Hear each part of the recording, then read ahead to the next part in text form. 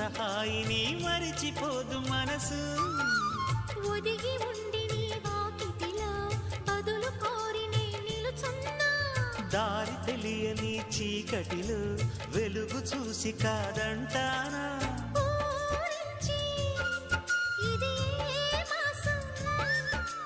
ప్రేమించే ప్రతి గుండెను అందెల సందడి చేసే హేమంతం ఇది. మన సొంతం అయినది. కిలకిల నవ్వే కోయిల కోసం వచ్చింది మధుమాసం.